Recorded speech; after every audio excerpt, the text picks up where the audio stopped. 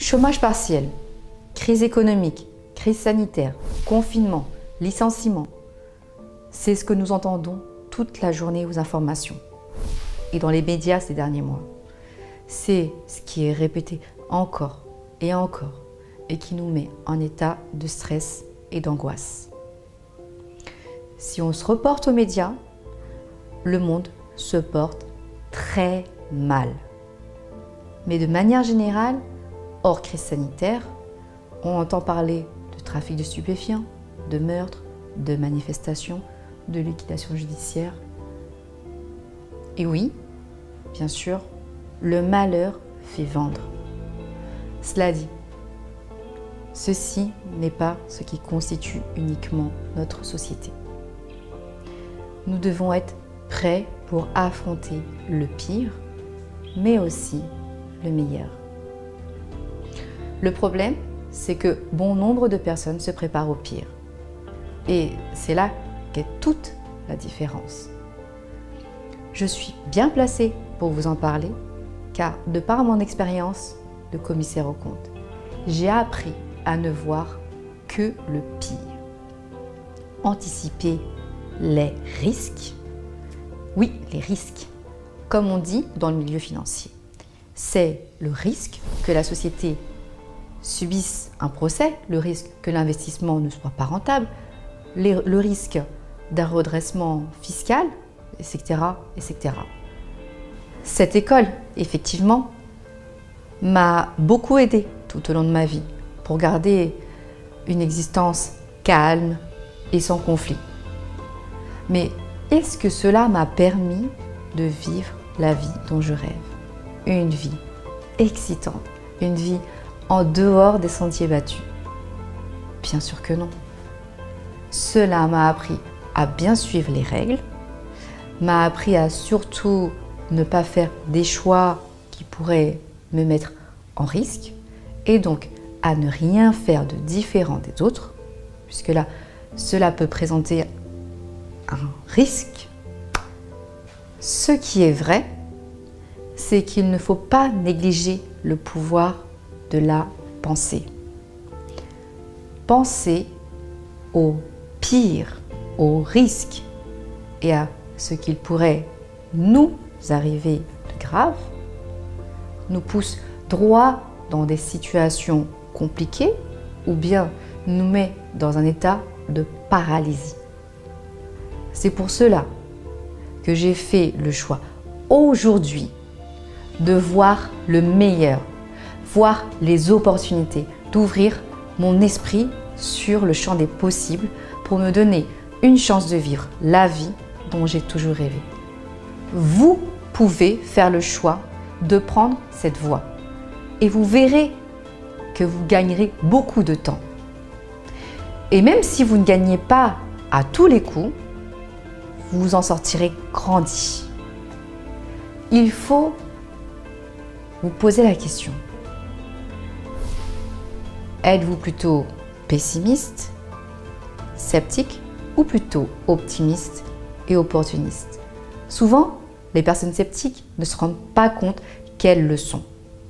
Alors, elles se trouvent des excuses, des prétextes pour ne pas faire ce qu'il faut pour sortir de leur zone de confort. Il vous est déjà certainement arrivé d'avoir envie d'ouvrir un restaurant, envie d'investir dans l'immobilier, envie d'inventer une machine qui pourrait aider la vie au quotidien des ménagères. Enfin, ce sont des exemples. Mais qui n'a pas eu une envie un jour et s'est retenue car par peur ou parce qu'elle s'est elle-même limitée au strict minimum? Eh bien, aujourd'hui, nous savons que c'est la crise. Vous allez peut-être être licencié. Alors, au fond, vous savez ce que vous devez faire. Pensez déjà aux opportunités que cela va vous ouvrir.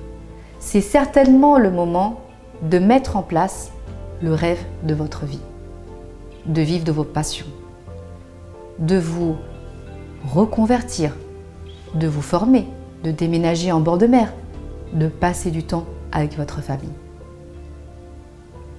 Si vous voulez savoir par où commencer, forger votre état d'esprit. C'est le commencement de tout. Après, je vais ajouter 2 conseils pour vous aider à vous lancer dans vos projets. Premièrement, soyez prêt à perdre. Perdre de l'argent, perdre des deals, perdre des clients. Et pour cela, vous devez apprendre à lâcher prise. Si vous aimez avoir le contrôle sur tout, dites-vous que vous limitez les risques, oui, mais que vous mettrez 2 fois plus de temps à atteindre vos objectifs. Lorsque vous faites une partie de foot et que vous perdez, on vous dit alors qu'il faut apprendre à perdre pour progresser. Et vous recommencez à jouer et vous vous améliorez. Dans la vie de tous les jours, c'est exactement pareil. Il faut apprendre à perdre pour gagner et devenir le meilleur. Et deuxièmement, soyez reconnaissant.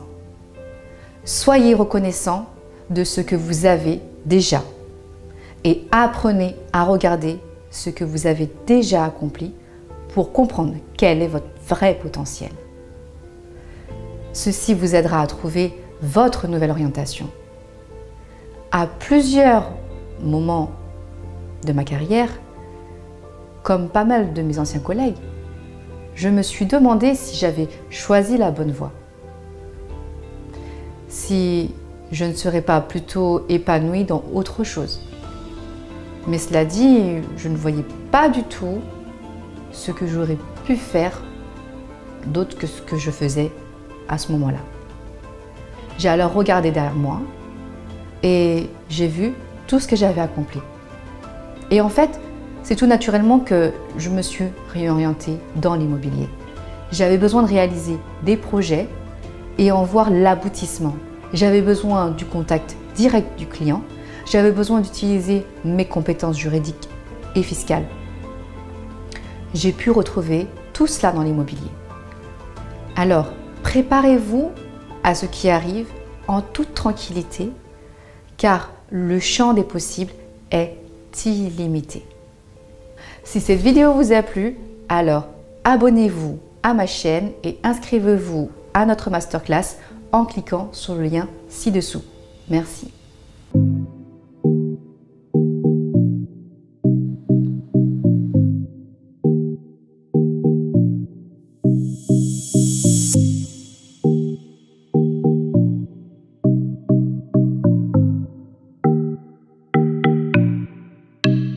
Ce que j'aime bien, c'est qu'elle est plus naturelle.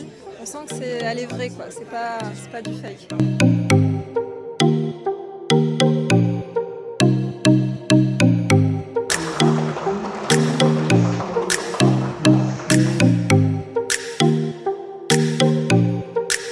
Ling et William m'ont conforté dans l'idée qu'en fait qu'il faut vraiment avoir quelqu'un qui te ressemble pour mieux avancer.